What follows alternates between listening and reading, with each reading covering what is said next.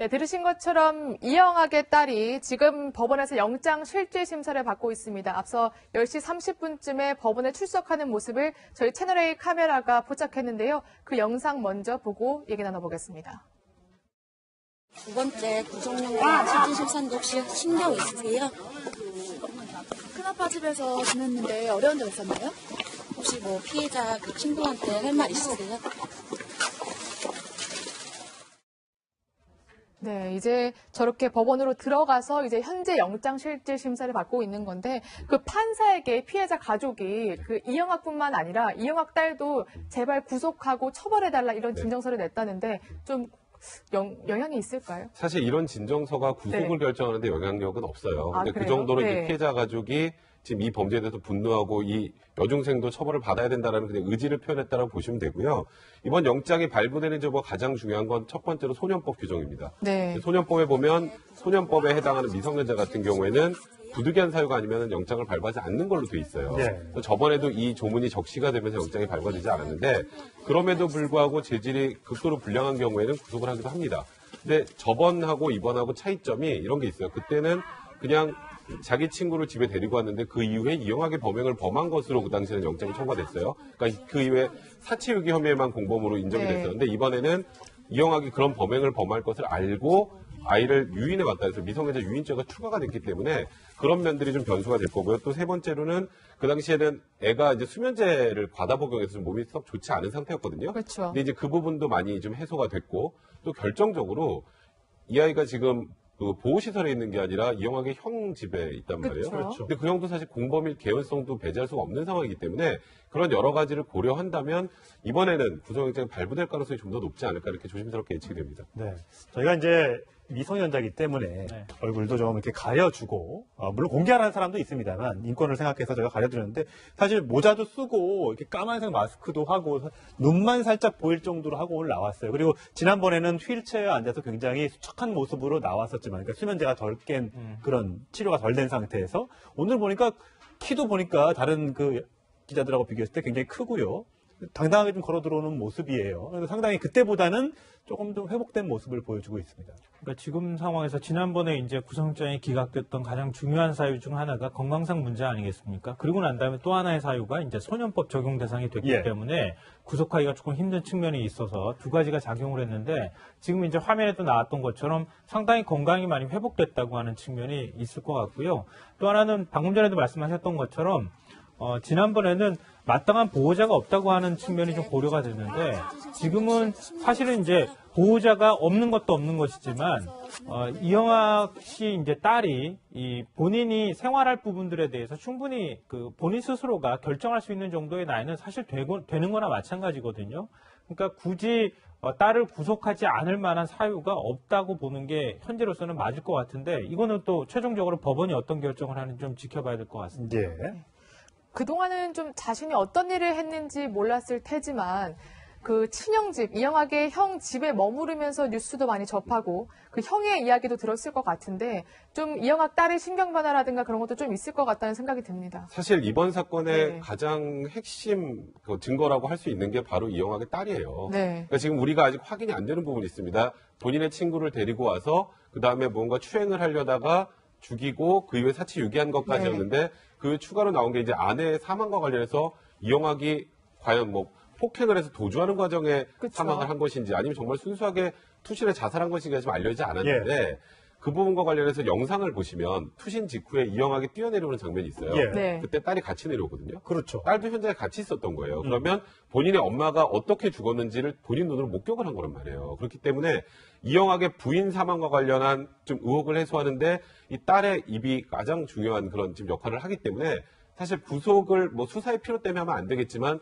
지금 수사기관에서는 이영학의 딸이 구속이 돼야 어떻게든 심경의 변화를 유도해내고 그래서 결국 이영학의 부인의 이 사망과 관련해서도 명확한 좀 단서를 확보할 수 있지 않을까 이렇게 생각하고 있는 것 같습니다. 네, 이영학의 딸이 어떤 증언을 할지 아빠 이영학에게 굉장히 불리한 증언이 될 수도 있을 텐데 이영학 관련해서는 정말 해괴망측한 얘기들이 계속해서 많이 나오고 있습니다. 부인이 죽었는데도 불구하고 본인이 직접 염을 했던 장면도 모자라서 사흘 만에 글을 인터넷 사이트에 올렸는데 저 9월 9일, 그러니까 9월 6일 날 부인이 죽고 9월 9일 날 글을 올렸는데 커플이 되고 싶어요. 평생 행복하고 웃자. 동거 가능. 이런 글을 올렸던 것이 확인이 됐습니다. 지금까지 드러난 내용을 보면요. 이영학은 굉장히 성적인 부분에 있어서 집착이 강했다. 이렇게 볼 수 있을 것 같고요. 뭐 이영학이 중학교 때부터 사실 그런 성향을 보였다. 이제 이런 얘기가 있는데, 그러니까 부인한테 이른바 이제 성매매를 시킨 것도 마찬가지였을 거고, 또 지금 이제 그 사랑하는, 본인 스스로가 사랑하는 부인이 숨졌는데도 불구하고, 더군다나 자신과 관련되는 일로 지금 이게 확인은 안 됐지만 결국 몸을 던져서 스스로 목숨을 끊은 상황 아니겠습니까?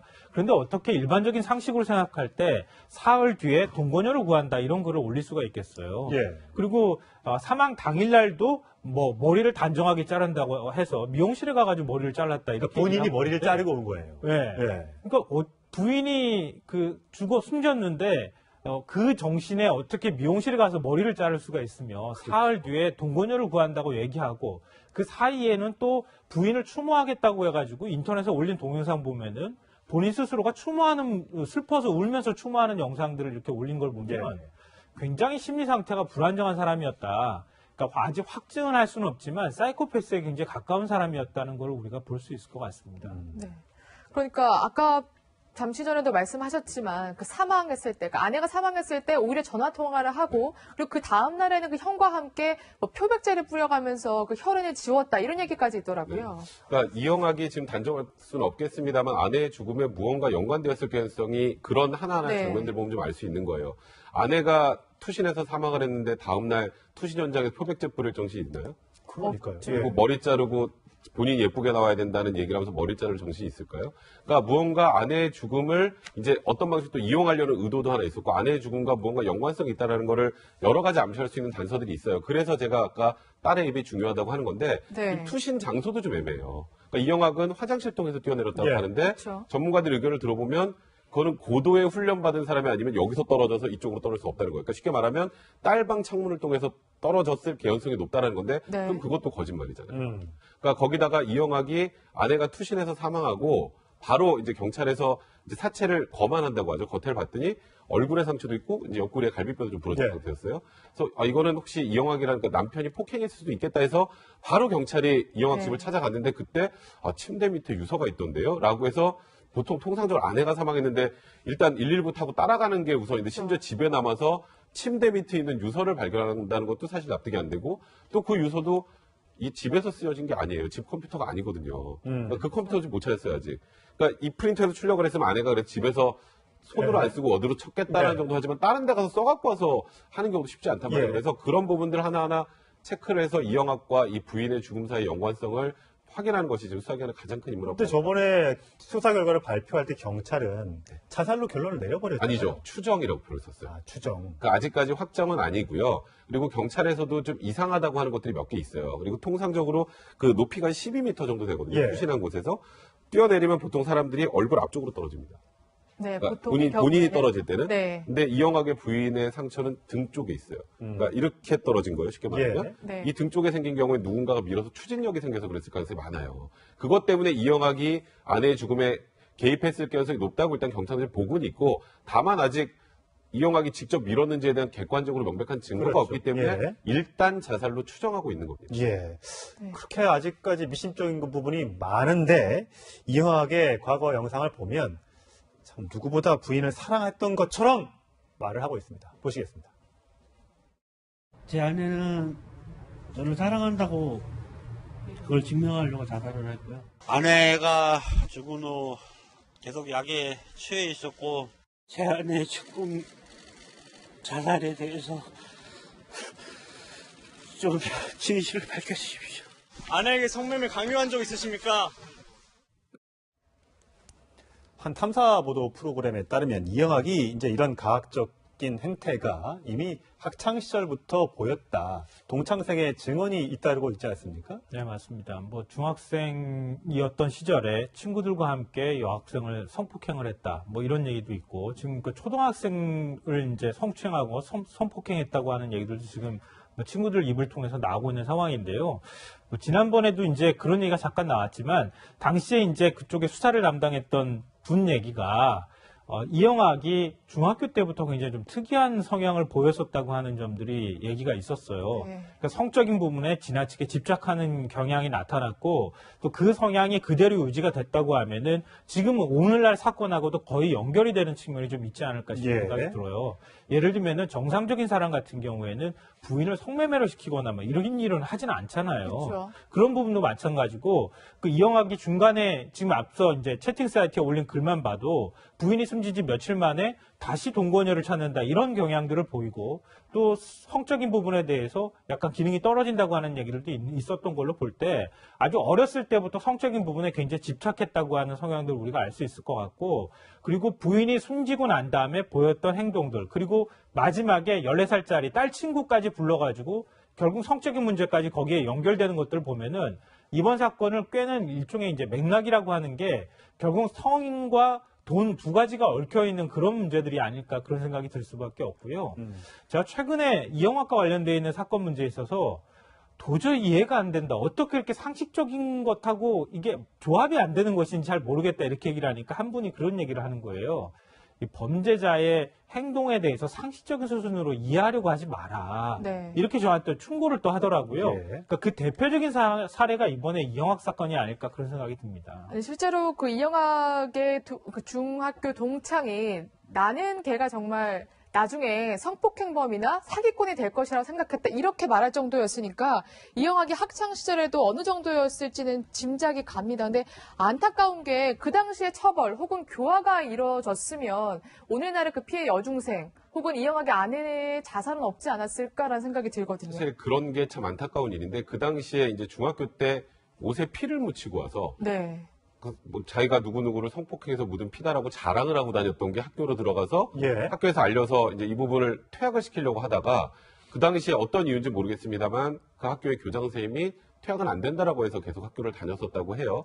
그 당시에 이영학이 지금은 뭐 본인이 가난하고 모금을 해야 되고 이런 표현을 쓰는 그런 사람이지만 그 당시 굉장히 부유하게 자랐다고 예. 하더라고요. 그래서 그렇죠. 혹여라도 그런 부분들 때문에 그게 묻힌 게 아닌지 사실 그런 부분이 굉장히 안타까운 것 같고 일단 지금 이번 사건과 관련해서 이제 이영학의 범행 행태가 거의 대부분 드러난 상황에서 사실 이영학은 제가 개인적으로 생각하기에는 사회에서 거의 영구적으로 격리해야 될 정도의 수준이 아닌가. 조금 전에 말씀하셨던 것처럼 조금의 상식도 연결이 되지 않는 지금까지 행동들이나 그리고 이영학 같은 사람이 바깥에 있을 경우에 앞으로 잠재적 피해자들이 계속 나올 가능성이 많기 그쵸. 때문에 네. 이번엔 철저한 수사를 통해서 확실하게 엄벌에 처하는 그런 과정을 좀 보여줘야 될 것 같습니다. 네, 치료가 덜 된 상태에서 오늘 보니까 키도 보니까 다른 그 기자들하고 비교했을 때 굉장히 크고요.